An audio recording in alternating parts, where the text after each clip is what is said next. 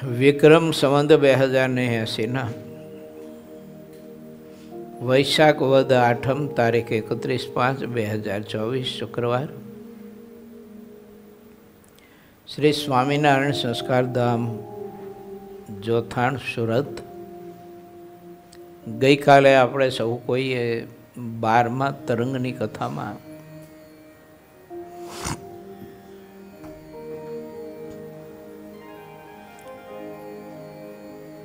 સિદ્ધાનંદ સ્વામીએ ગોપી ભટ્ટે મહારાજ પાસે જે બાબતો પૂછી હતી તે બધી બાબતોની કથા પોતાના પિતા વિશ્વંભર ભટ્ટ પાસેથી જે કંઈ જાણી હતી તે બધી જ કથાઓ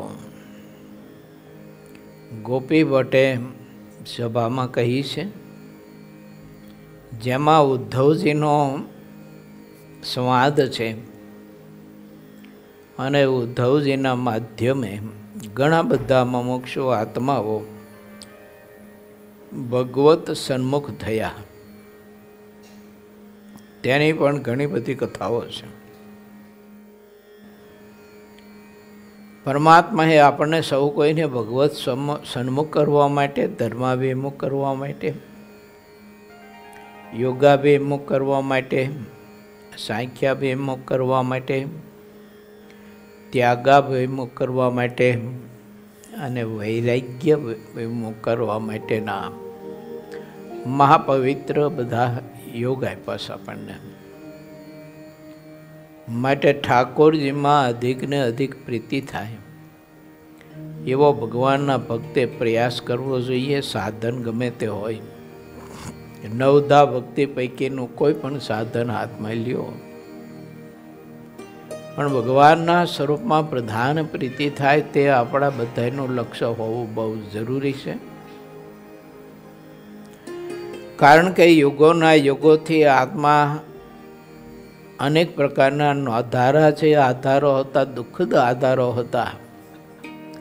એમાં પ્રીતિ કરવા માટેનો ઘણો બધો સમય અને કાળ એને વ્યતીત કર્યો. તેમ છતાંય એ કોઈમાં પ્રીતિ કરી તે પ્રીતિ કોઈની અખંડિત રહી નહીં અને સમય પૂરતો એ સ્નેહ રહ્યો અને એ સ્નેહે એવી એને પીડા આપી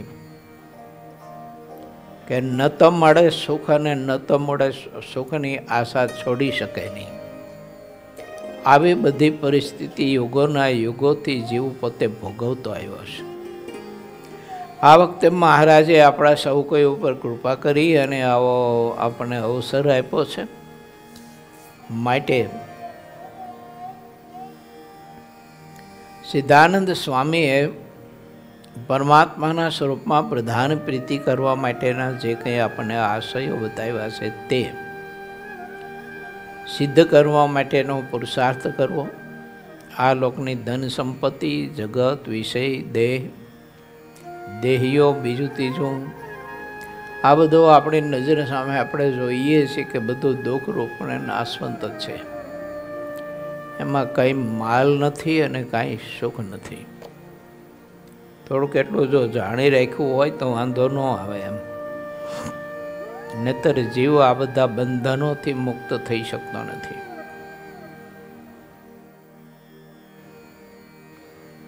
શ્રીજી મહારાજ કૃપા કરી અને અનેક વિસ્તારોમાં અને પ્રદેશોમાં વિચરણ કરતા કરતા પ્રભુ બામણ ગામ ગયેલા.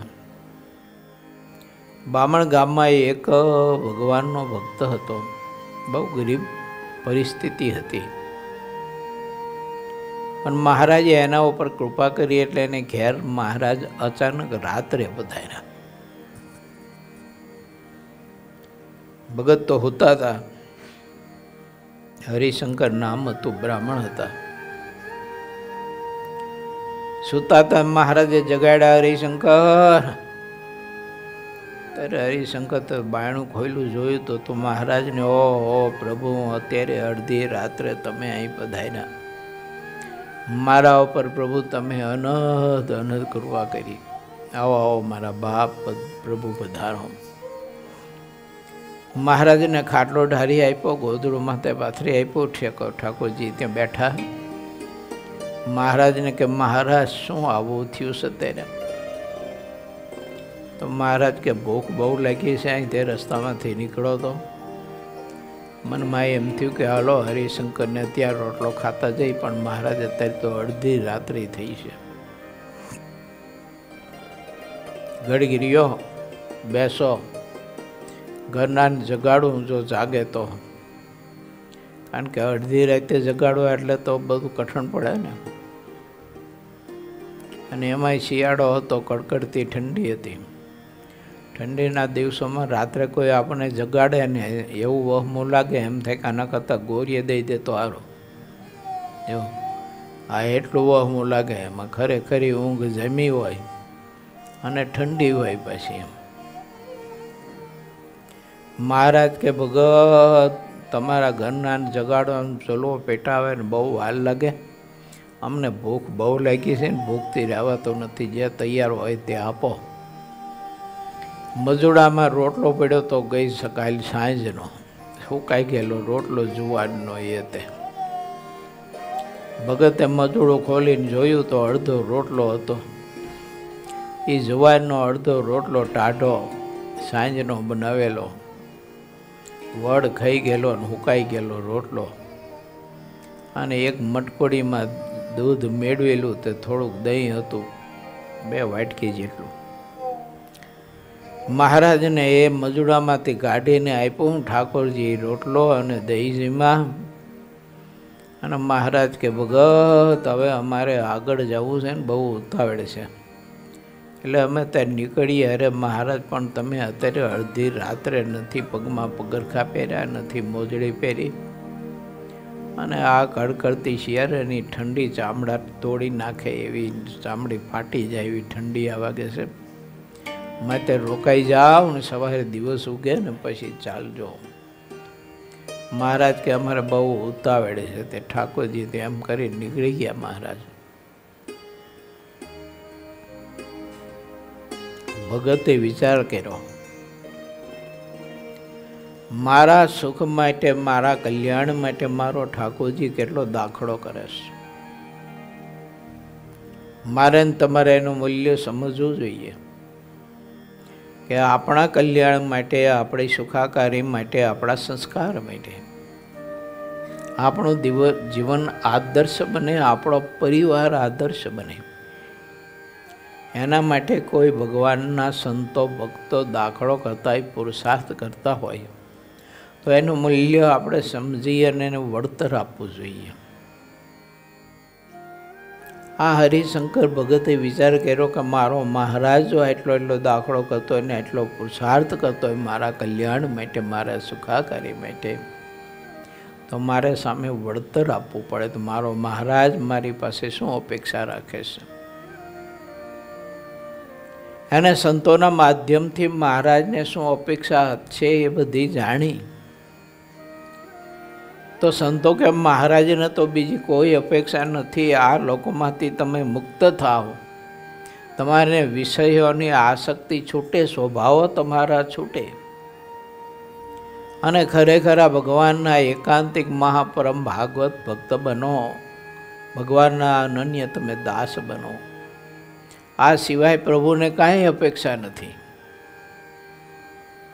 હરિશંકરે મનમાં એવી દૃઢ ગાંઠ વાળી કે મારા ઠાકોરજીને સ્વભાવ ન ગમતા હોય તો એકેય સ્વભાવ એવો ન જોઈએ. મારા ઠાકોરજીને મારા શરીર ઉપર રજોગુણ દેખાતો હોય તો એ ન જોઈએ.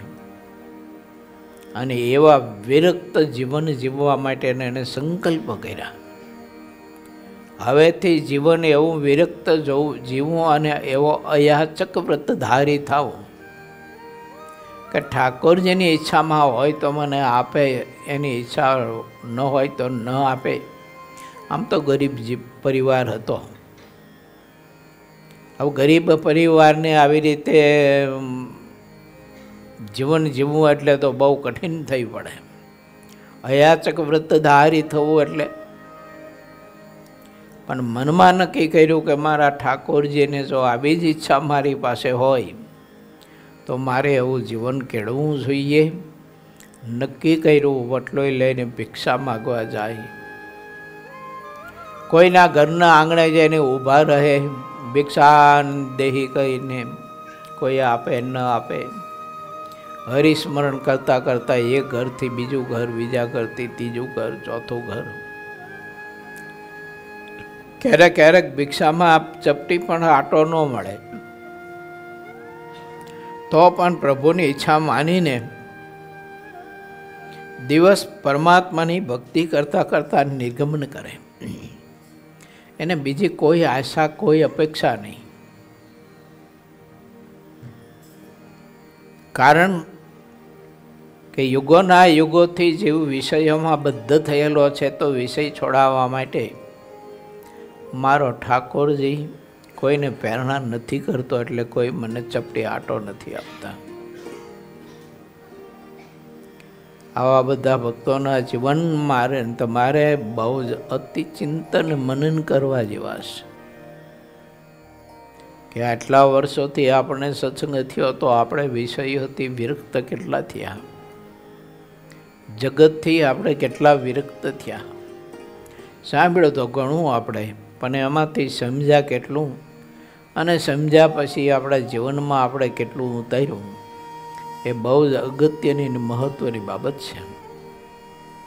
આ છેલ્લો જન્મ, આ છેલ્લો અવસર કે પહેલો અવસર, હું ને તમે જે ગણીએ તે, પણ આ વખતે આપણને ઠાકોરજી આ યોગ આપ્યો છે, તે યોગ ફરીને કદાચ મળશે કે નહીં મળે, પણ આ વખતે ઠાકોરજી આપણને આ યોગ આપ્યો છે કે જીવ બધામાંથી વિરક્ત થઈ અને ભગવાન શ્રી હરિના ગમતામાં રહી અને પરમાત્માને પામી જાય, એવો ઠાકોરજી આપણને યોગને અવસર આપ્યો છે.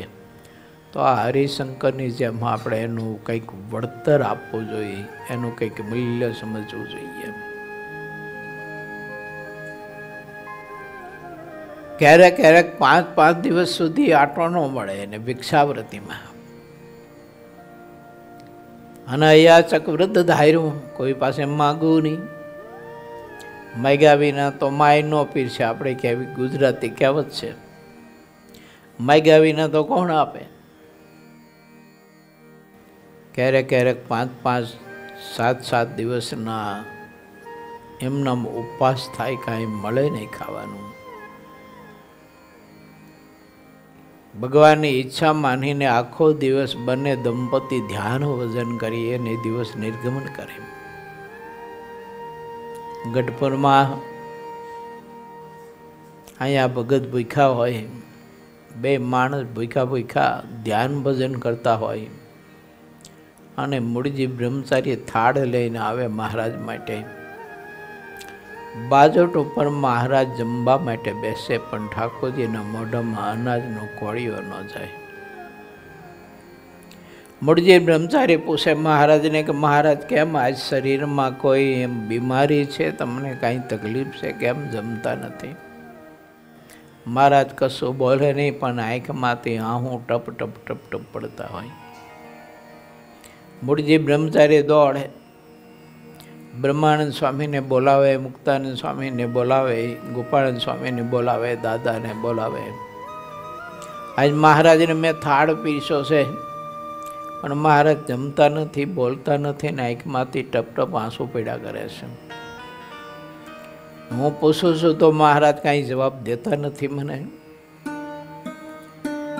આ બધા પરમહંસો મુક્તો આવે મહારાજની પાસે, વિનંતી કરે, પ્રાર્થના કરે, મહારાજ શું તમને તકલીફ છે? મુક્તાનંદ સામે આવી મહારાજની નાડી જોવે, શરીરમાં તો કંઈક અસર હતી નહીં, તે દેખાય શું? નાડીમાં પકડાય.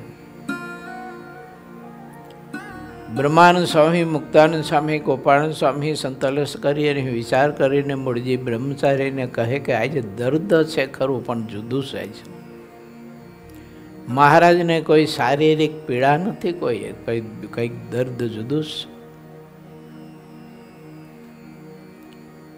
ત્રણેય સંતો ભેળા મળીને મહારાજને પૂછે, ખેસના છેડાથી મહારાજને આંસુ લૂસી, અને ત્રણેય સંતોને જવાબ આપે કે બામણ ગામમાં મારો એક ભગત હરિશંકર છ દિવસથી એને વટલોઈ લઈને ભિક્ષામાં જતા આટો ન મળતો હોય ને ભૂખ્યા ને તરસા બંને દંપતી મારું ધ્યાન ભજન કરે છે અને એને કોઈ જમાડવાની વ્યવસ્થા કરે,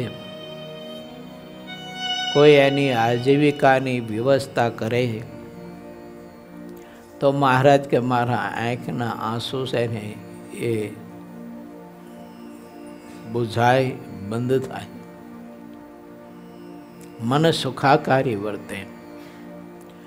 ભગવાન શ્રી હરિને પણ કેવો પ્રેમ હશે, તે એ ભક્તનું જીવન કેવું હશે કે જેને ઠાકોરજીનું દિલ જીતવું. પ્રભુએ એના વિના, એના સ્મરણ વિના, એની યાદી વિના, એને સંભાળ્યા વિના ઠાકોરજી ઘડીભર રહી શકે નહીં. સમજાય કે ભક્તને ભગવાનમાં પ્રેમ થાય તો ભક્ત ભગવાન વિના રહી ન શકે, પણ આ તો પરમાત્મા પોતાના ભક્તના સુખ અને દુઃખ, એના સુખે સુખે, એના દુઃખે દુઃખી. કેવી ભક્તિ હશે. દાદા ખાચર મહારાજને પ્રાર્થના કરે કે મહારાજ એ બધી વ્યવસ્થા થઈ જાય, અબ ઘડીએ હું માણસોને મોકલું છું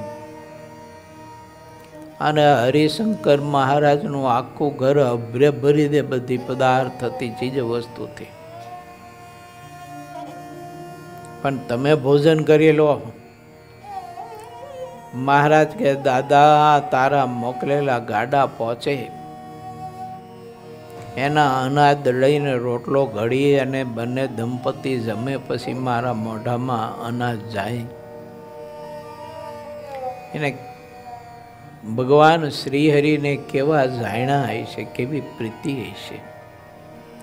એટલે મહારાજે લખ્યું છે પ્રથમના 14માં કે ભગવાનનો જે દાસ થયો હોય એને પોતાના પ્રિયતમને ભોગવવાના જે પદાર્થ તેને ભોગવવાને સિદ્ધને ઈચ્છે, અને એવું ભગવાનનો દાસપણું આવવું તે બહુ દુર્લભ છે, કઠિન છે, અશક્ય છે એવું નથી. માણસ ધારે તો એવું દાસત્વપણું પોતાના જીવનમાં દ્રઢ કરી શકે ખરો. પછી તો દાદા ખાચરે બધી વ્યવસ્થા કરી. બીજા દિવસે સાંજે ગાડા પહોંચ્યા. અહીંયા મહારાજ 2 દિવસ સુધી કંઈ અનાજ જમે નહીં. ગઢપુર વાસીઓ બધા ચિંતા કરે, મહારાજ ન જમે તો કોઈ પરમહંસો દાદાનો દરબારમાં રહેતો સમાજ, ભક્ત સમુદાય એ કોઈ ખાઈ પીવે નહીં. અને બીજા દિવસે ગાડા ત્યાં પહોંચ્યા.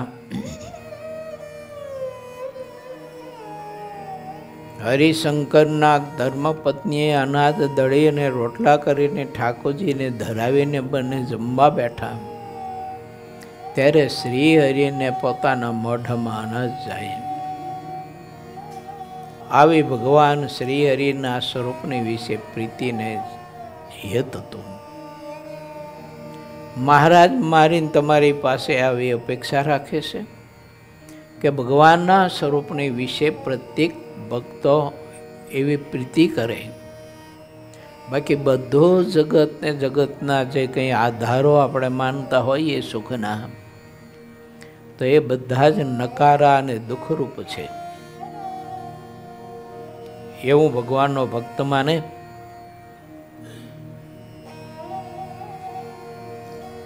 ઉદ્ધવજીએ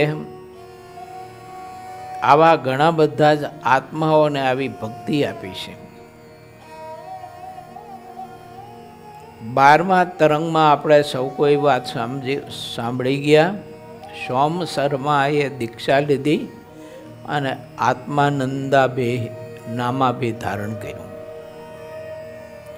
એ ઉદ્ધવજીના સમાગમથી વિરક્ત થયા. જગતને મોહની કાચડી એને ઉતારી નાખી.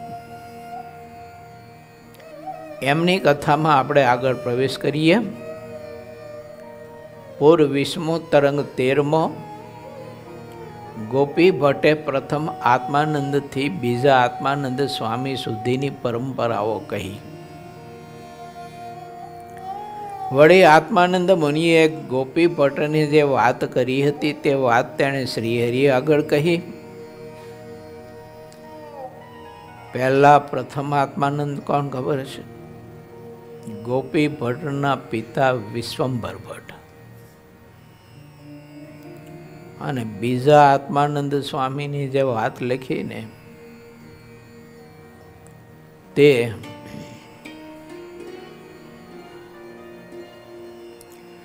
ઉદ્ધવજીના સમાગમથી સોમ શર્માને સત્સંગ થયો તે આત્માનંદ.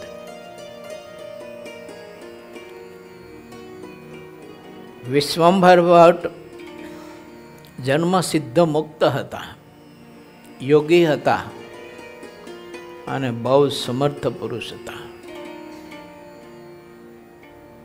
એને વિરક્ત રહી અને કંઈક આત્માઓને વિરક્ત કર્યા. ચાહે ત્યાં ગતિ કરી શકતા, લોકાંતરમાં પણ ગતિ કરી શકતા, સમાધિના માધ્યમથી ચાહે તે પ્રદેશમાં પોતે જઈ આવી શકતા, આવા સમર્થ હતા. પાછળના દિવસોમાં એમણે ગ્રહ ત્યાગ કરી અને દીક્ષા લઈ અને માધવાનંદ નામાભિધારણ પહેલાં કરેલું. અને એ માધવાનંદમાંથી પછી ગોપનાથમાં એક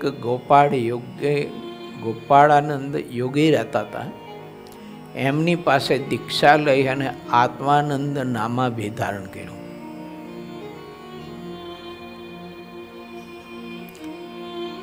એ આત્માનંદ સ્વામી પાસે ઉદ્ધવજી એટલે ઉદ્ધવ અવતાર રામાનંદ સ્વામી પોતે ગયેલા અને પ્રગટ પુરુષોત્તમ નારાયણને મેળવવા માટેની આશા વ્યક્ત કરી.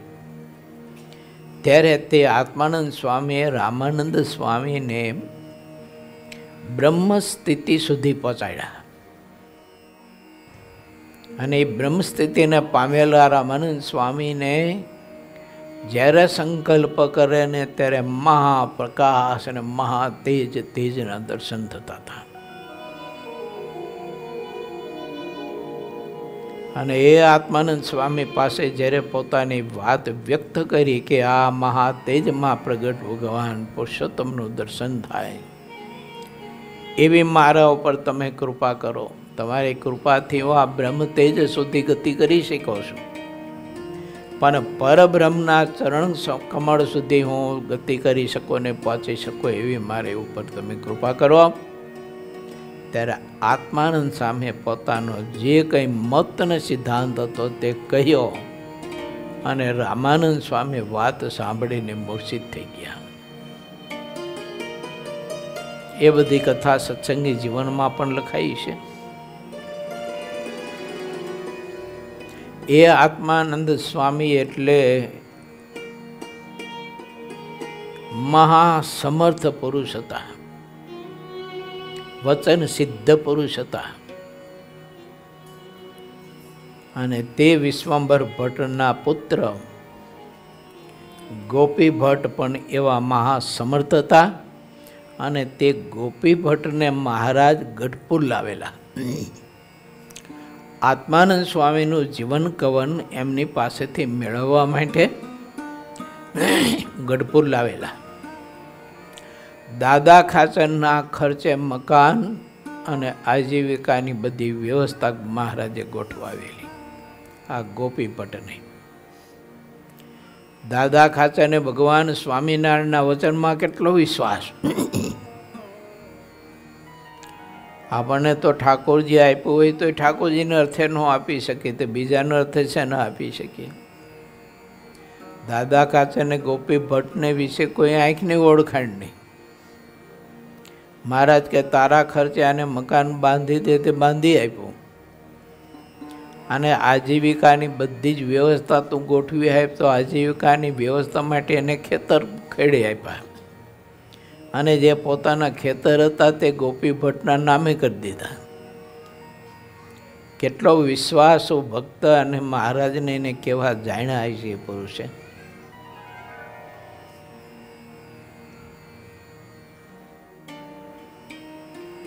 એ આત્માનંદ સ્વામી રામાનંદ સ્વામીને મળ્યા, પરંતુ તે નિરાકારવાદી હોવાથી રામાનંદ સ્વામી ઉદ્ધવ અવતાર સાકાર સ્વરૂપના ઉપાસક, એટલે પછી ત્યાંથી રજા લઈ અને રામાનંદ સ્વામી પોતે નીકળીને શ્રી રંગક્ષેત્રમાં ગયેલા. એ બધી કથા સત્સંગી જીવનમાં વિસ્તારથી આવે છે.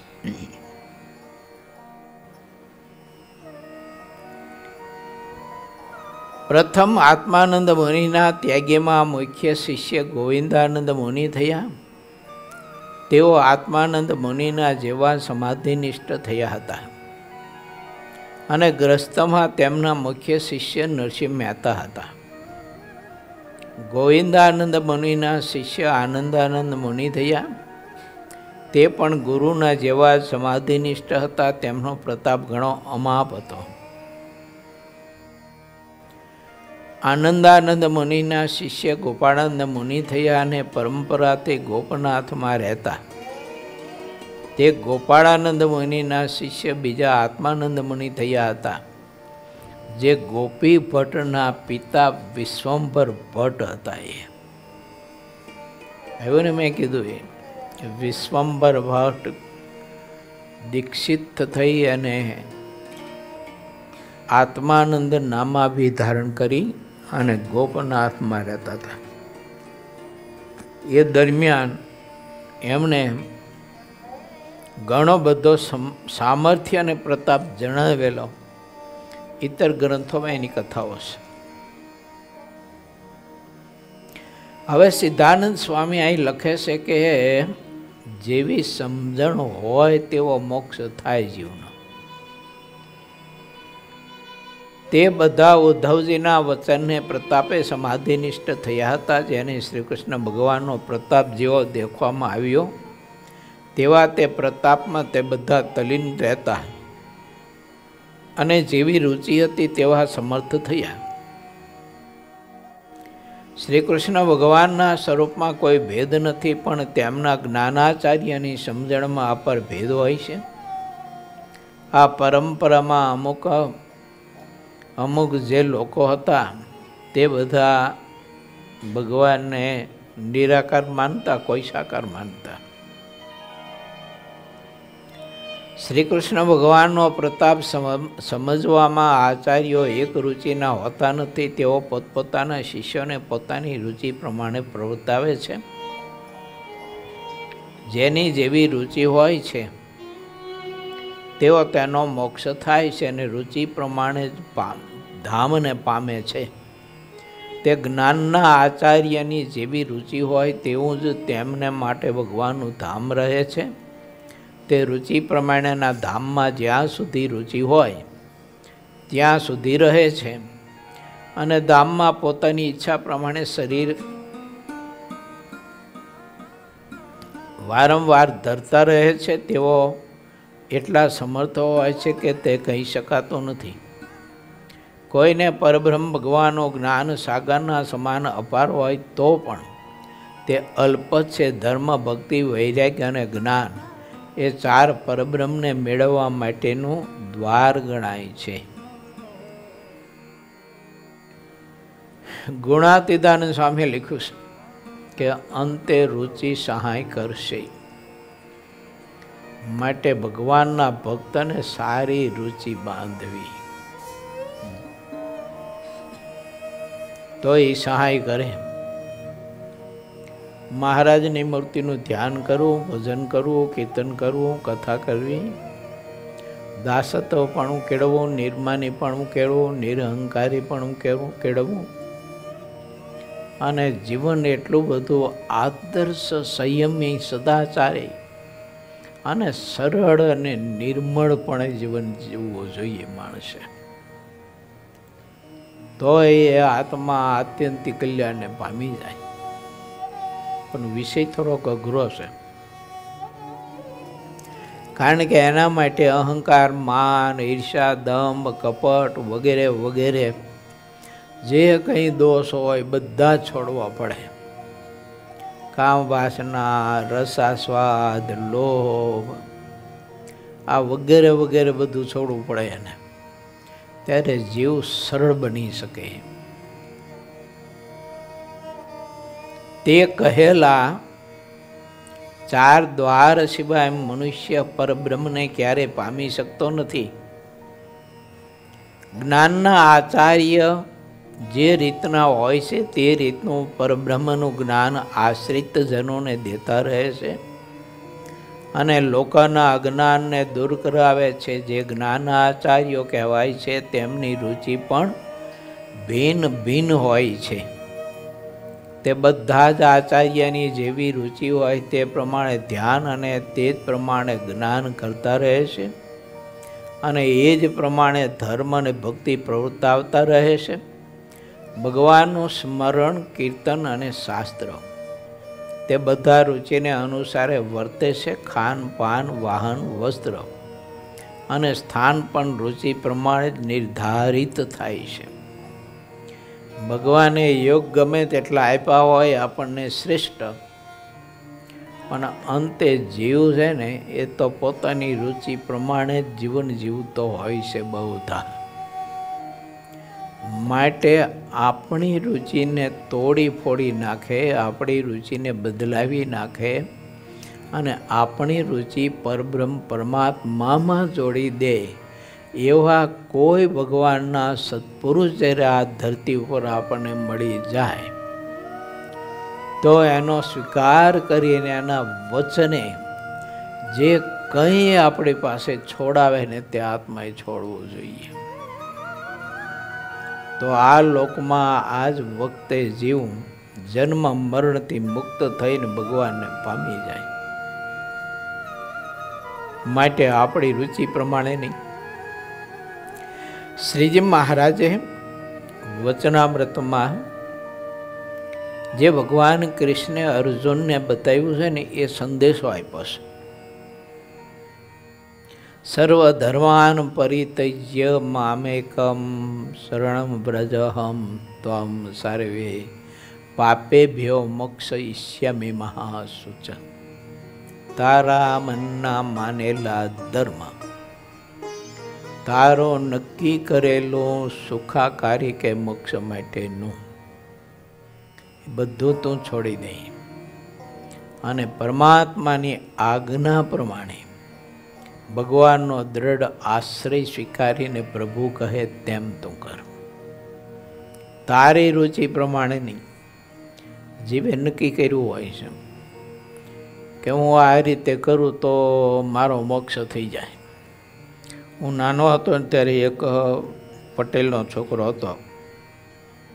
આમ તો ઉંમર તો ઘણી હતી, 35-40 વર્ષની. રોજ લોટ લઈને નીકળી જાય એક થેલી ભરીને અને બધી જગ્યાએ કીડિયારું પૂરે.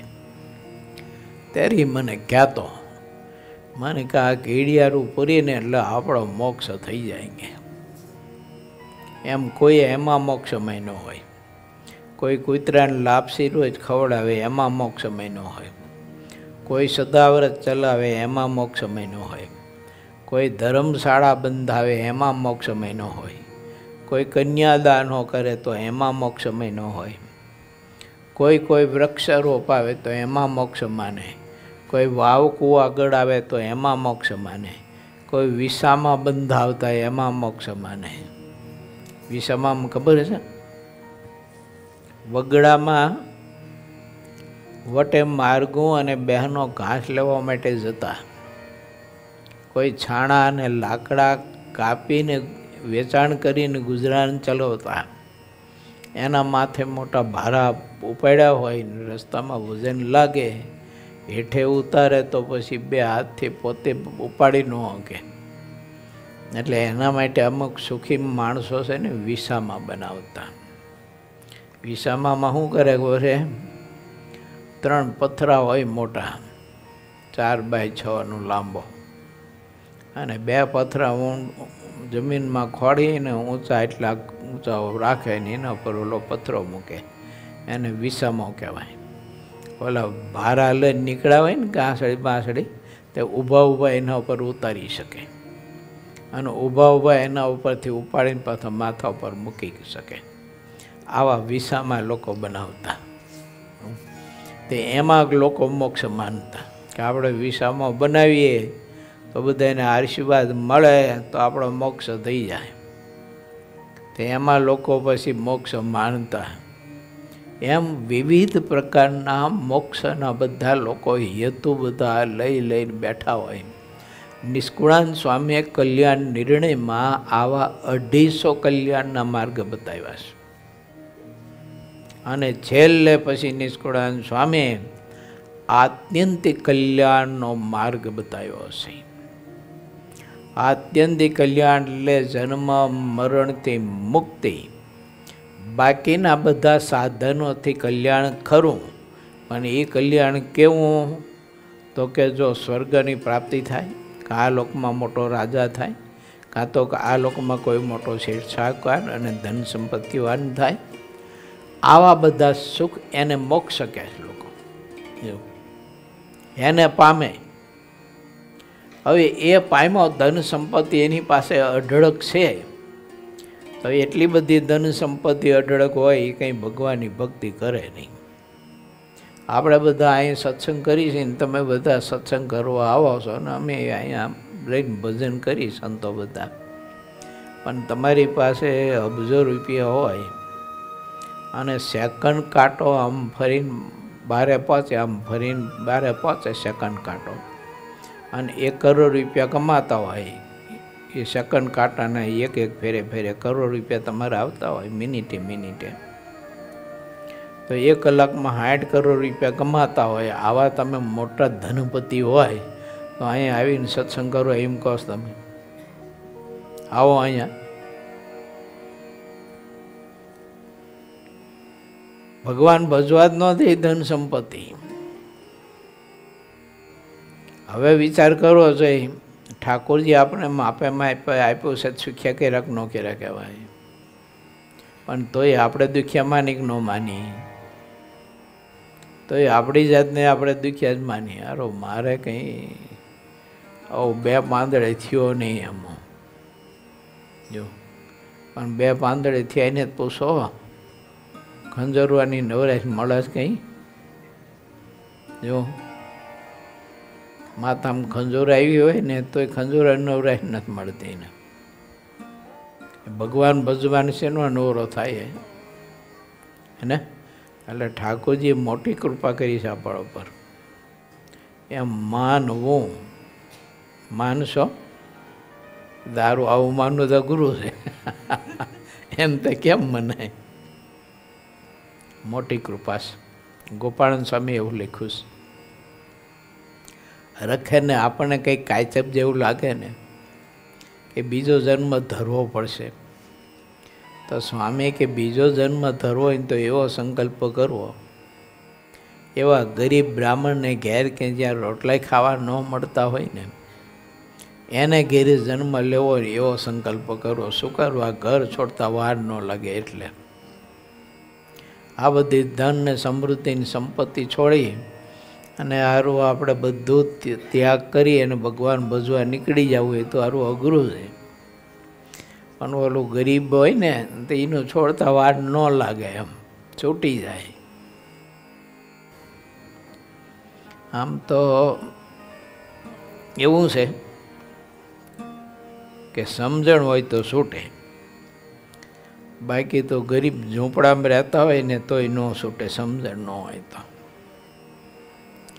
માટે મહારાજે કહ્યું કે કથા વાર્તા સંત સમાગમ કરીને સાચી સમજણ કેળવવી, તો એ દુનિયામાં જગતમાં ફાયવો. એટલે આ મહાપુરુષોએ આપણા માટે પુરુષાર્થ કરીને આવા ગ્રંથો લખીને આવા ઇતિહાસો આપ્યા છે આપણને. ભગવાનના મોટા પુરુષો હોય ને એનું આખું જીવન કવન પોતે જાણવું જોઈએ. કેમ? તો એના જીવન કવનમાંથી આપણને ઘણા બધા સદવિચારો પ્રાપ્ત થાય. ભગવાન પુરુષોત્તમ નારાયણ છે, સર્વ અવતારી છે, સર્વનો આધાર છે. તેમ છતાંય વિશ્વંભર ભટ્ટના પુત્ર ગોપી ભટ્ટ એને બોલાવ્યા ગઢપુર, અને વિશ્વંભર ભટ્ટનું જીવન કવન જાણવા માટે બોલાવ્યા હતા. તે ભગવાન તો અંતર્યામી છે, તો અંતર્યામી પણ પ્રભુ ન જાણી લે બધું. એ ગોપી ભટ્ટને બોલાવી અને વિશ્વંભર ભટ્ટ કહેતા આત્માનંદ સ્વામી એમનું આખું જીવન કવન ગોપી ભટ્ટ પાસેથી મહારાજે જાણ્યું. જ્યારે મહારાજ આ ગોપી ભટ્ટ પાસે જીવન કવન જાણતા હતા, ત્યારે સિદ્ધાનંદ સ્વામી, મુક્તાનંદ સ્વામી, બ્રહ્માનંદ સ્વામી, ગોપાળાનંદ સ્વામી વગેરે વગેરે પરમહંસો તે સભામાં બેઠા હોય. એટલે સિદ્ધાનંદ સ્વામીએ એ ગોપી ભટ્ટે જે વિશ્વંભર ભટ્ટનું જીવન કવન કહ્યું એને શબ્દે શબ્દમાં આ લખી લીધું એમને. અને ત્યારે મને ને તમને ભગવાન સ્વામિનારાયણ જે કહેવા માગે છે તેના સદવિચારો આપણને સિદ્ધાનંદ સ્વામી પાસે.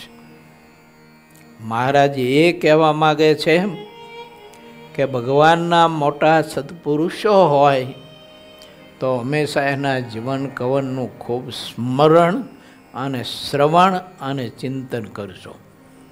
હું તમને પૂછી શકું? આ તમે બધા બેઠા એમાં બ્રહ્માનંદ સ્વામી, ગોપાળાનંદ સ્વામી, મુક્તાનંદ સ્વામી, નિષ્કુળાનંદ સ્વામી, પ્રેમાનંદ સ્વામી આ વગેરે વગેરે પરમહંસો થઈ ગયા. એમના જીવન કવન કેટલાય વાંચ્યા છે, પુસ્તકોમાં લખાયા તો છે જ. બોલો, આપણે ભાઈ ટાઈમ નથી ને, બીજી બહુ ના પડે કા.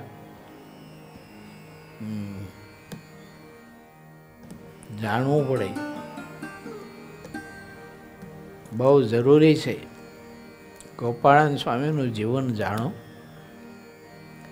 બ્રહ્માનંદ સ્વામીનું જાણો, નિષ્કુળાનંદ સ્વામી, પ્રેમાનંદ સ્વામીનું જાણો.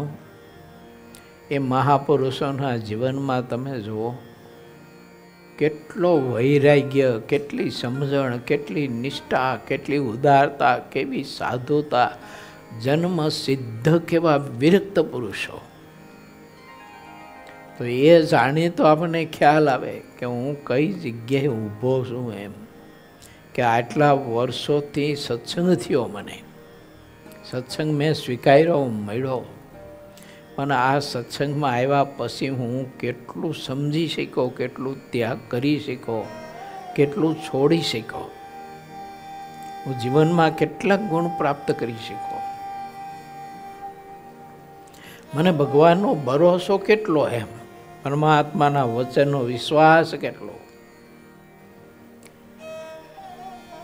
લાલજીને મહારાજે એટલું જ કહ્યું, લાલજી, હા મહારાજ, તો કે અમારે ભુજ જવું છે ને ભોમિયાની જરૂર છે, તમારે જેવા ભોમિયા ખપે.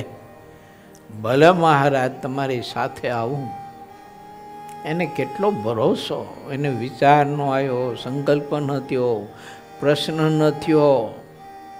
નહીં તો આપણે હોય તો પ્રશ્ન થાય કે 7 વર્ષ સુધી વિચરણ કર્યું ત્યારે ભોમિયાની જરૂર નથી પડી, અને અત્યારે હું ભોમિયાની જરૂર અહીંથી હવે ભૂત છે ઢેફા વાળને કરી ન કરી પ્રશ્ન આપણે. લાલજી ન થયો, શું કામ ન થયો? એનું કારણ હતું કે લાલજી તરત સમજી ગયા કે આ પુરુષોત્તમ નારાયણ મને નિષ્કુળ કરવા માટે પ્રભુ અહીં પધાર્યો છે, એને બીજું કાંઈ હેતું નથી આવવાનો. મારા જેવા ભોમિયાની એને હું જરૂર હતી? હવે તો એ મારા જેવાને ભોમિયા તરીકે પસંદ કરી, નક્કી કરીને સાથે લેવા માટે થઈને આદેશ કરે, એને કઈ જરૂર હતી? સમજી ગયા હતા કે મને નિષ્કુળ કરવો છે, અને મારે ને તમારે એક વખત તો નિષ્કુળ થવું જ જોઈશે, તો જ આત્યંતિક કલ્યાણને આત્મા પામી શકશે. ને બાકી કલ્યાણ થાય હો, પણ આત્યંતિક કલ્યાણનો માર્ગ જુદો છે. માટે પ્રયત્ન કરજો. એમ સમય મળે ને દિવસ દરમિયાન અથવા અઠવાડિયે એક વખત, 15 દિવસે એક વખત, મહિને એખાદી વખત તો આ મહાપુરુષોના જીવન કવન વાંચજો. જે રીતની રુચિ હોય તે રીતે જ પોતાના ઈષ્ટદેવને માને છે. આવ્યું ને? મોટા પુરુષોના જીવન વાંચશો ને તેમાંથી એની રુચિ દેખાય છે. એ રુચિ પકડાય છે ને તો આપણને ખ્યાલ આવશે કે આ મહાપુરુષો આવા સમર્થ હતા, તો એને ધ્યાન, ભજન, કીર્તન, કથામાં કેવી રુચિ હતી. અખંડ અખંડ ભગવાનને ગાતા હતા. એ અખંડ અખંડ ગાતા હોય ત્યારે 5-5 હજાર પદની રચનાઓ થાય એમથી થાય ગઈ. 5000 પદ તો બ્રહ્માનંદ સ્વામીના પ્રસિદ્ધ છે, બાકી તો અપ્રસિદ્ધ કેટલાય છે. તે મહાપુરુષ અને ભગવાનની કેટલી સ્મૃતિ છે, મહારાજની મૂર્તિની. હે ને? આવું બધું આપણને જીવનમાંથી આપણને જાણવા મળે અને શીખવા મળે. એટલે જરૂરી છે મોટા પુરુષોની રુચિ જાણીએ ને આપણે પણ એના જેવી રુચિ બાંધવી જોઈએ. ભગવાનની જેવી રુચિ હોય છે તે રીતે બધા સદગ્રંથોમાં લખે છે અને તે પ્રમાણે જે ચાલે છે તે જ્ઞાનાચાર્ય શ્રેષ્ઠ છે. ભગવાનની રુચિ પ્રમાણે આ બુદ્ધિશાળી જ્ઞાનની ચાલે છે અને તેવા જ્ઞાનીના જેટલા વચન છે તે મૂર્તિમાન વેદના જેવા રહ્યા છે.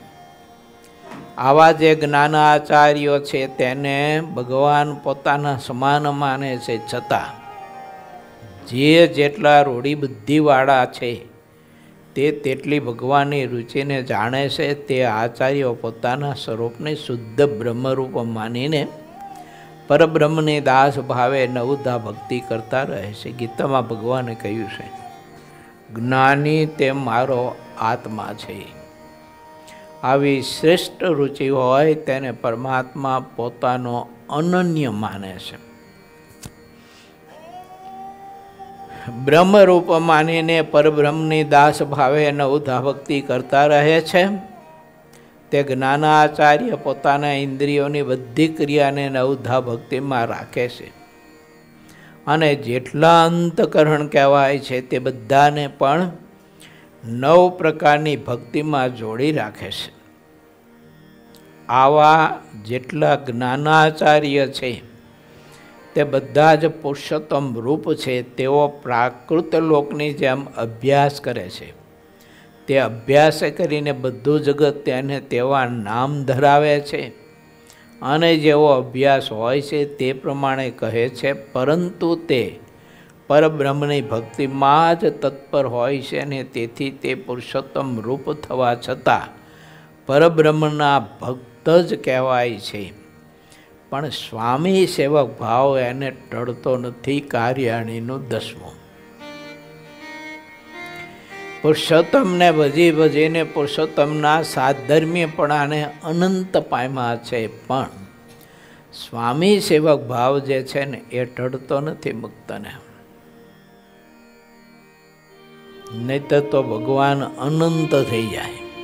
એ વાત વિસ્તારથી મહારાજે ગરડા અંત્યના 39ના વચનામતમાં બતાવીશ, વાંચજો. પરબ્રહ્મના સ્વસ્વરૂપી મહાસાગરમાં જે મહારસ માને છે તેને બીજા જેટલા રસ તે જરાય સ્વાદો લાગતા નથી. પછી તેઓ પરબ્રહ્મના સુખને જાણે છે, બીજા કોઈના સુખને જાણતા નથી. જેની જેવી સમજણ હોય તેને તે સમજણ પ્રમાણે બીજા બધા મોટા કહેતા રહે છે. જેમાં જેટલી મોટાઈ છે તેમ ઘટતી નથી અને જે ઘટાડવા જાય છે તે સ્વયં ઘટી જાય છે. આવી વાસ્તવિકતા ભરી વાત છે. જે વ્યક્તિને જેની કૃપાથી સિદ્ધગતિ પ્રાપ્ત થઈ હોય તે વાતને કોઈ માણસ છુપાવવા પ્રયત્ન કરે છે તો તે પોતે છુપાઈ જાય છે. જેનાથી જે જેટલી મોટાઈ પામ્યો હોય તેટલી તેની કૃપા જે સમજે છે તો તે કૃપા જ એને પ્રસિદ્ધ કરે છે. જેના પ્રતાપથી જે આગળ વધ્યો હોય તે જો કૃતજ્ઞ રહે છે તો તેનો પ્રતાપ શુક્લ પક્ષના ચંદ્રની જેમ દિન પ્રતિદિન વધતો જ રહે છે. શ્રી કૃષ્ણ ભગવાન તો ગુરુઓના પણ ગુરુ રહ્યા છે. તેનાથી ઉપરવટ કોઈ ગુરુ નથી એવા શ્રી કૃષ્ણ ભગવાન રહ્યા છે. શ્રી કૃષ્ણ ભગવાનની બાબતમાં જે વાત કહેવાય છે તે ઘણી બધી અલૌકિક અને આશ્ચર્યકારી છે ને શ્રી કૃષ્ણ ભગવાનની મૂર્તિમાં ઘણી અલૌકિક કળાઓ રહી છે. તે ભગવાનના સ્વરૂપના ધ્યાનની સ્થિતિ અનંત પ્રકારની રહી છે. ભગવાનના સ્વરૂપમાં એવી અપાર કળાઓ રહી છે તે કે ભવ અને બ્રહ્મા પણ તેનો પાર પામી શકતા નથી. વૃંદાવનમાં રાસલીલાના પ્રસંગમાં કોઈ ગોપી કૃષ્ણના ધ્યાનમાં એવી સ્થિતિએ પહોંચી કે તે પોતાને કૃષ્ણ રૂપ માનીને મેં પૂતનાને મારી છે એમ બોલતી.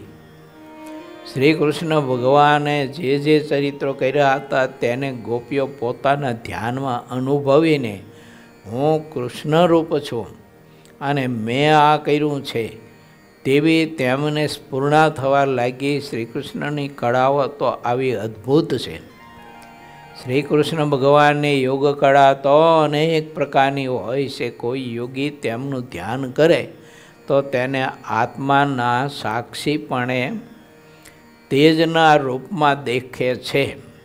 આ સ્થિતિ છે ને જીવુબા, લાડુબા, પાંચુબા, રાજભાઈ, માતાજી, લાધીબાઈ વગેરે મુક્તોની હતી.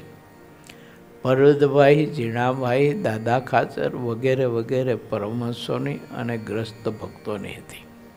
એની કથાઓ બહુ છે. શ્રી કૃષ્ણ ભગવાને અર્જુનને જે રીતે પોતાનું તેજોમય વિરાટ રૂપ દેખાડ્યું હતું તે રીતે યોગીને પણ બતાવે છે. આ જે આત્માનંદ મુનિ હતા તે જ્યારે ધ્યાનમાં બેસતા હતા ત્યારે અપરંપાર તેજને દેખતા હતા અને તેમાં અપાર સુખ અનુભવતા. તેઓ પિંડ બ્રહ્માંડમાં જે 6 ચક્ર છે તેને દેખતા. 6 ચક્રોને તેની જે રીતે તે રચના હોય તેની તેવી જ બધી જ વાત તેઓ કરતા અને તેમાં જ આનંદિત રહેતા હતા. એ ભગવાનની કળા છે. આપના ગુરુ જે આત્માનંદ સ્વામી હતા તેઓને પણ આ બીજા આત્માનંદ સ્વામીનો સમાગમ થયો હતો. આત્માનંદ મુનિ અને રામાનંદ સ્વામીની ધ્યાન બાબતમાં પરસ્પર રુચિ મળી નહીં. કેમ જે રામાનંદ સ્વામી રામાનુજાચાર્ય થયા તેમના સિદ્ધાંતમાં રુચિ રાખતા ગોપી ભટ્ટે કહ્યું, આત્માનંદ સ્વામીએ મને જેટલી વાત કહી હતી તે મેં આપની આગળ સ્પષ્ટ કહી છે. આપ તો પરમેશ્વર છો એટલે બધું જાણો છો, પણ મને પૂછ્યું માટે મેં કહ્યું. ઇતિ શ્રી સહજાનંદ સ્વામી શિષ્ય સિદ્ધાનંદ મુનિ વિચિત શ્રી હરિચરિત્રમૃત સાગરના વિસ્ફુરમાં ગોપી ભટ્ટે પ્રથમ આત્માનંદ મુનિ અને બીજા આત્માનંદ સુધીની પરંપરા કહી. એ નામે 13મો તરંગ સમાપ્ત થયો.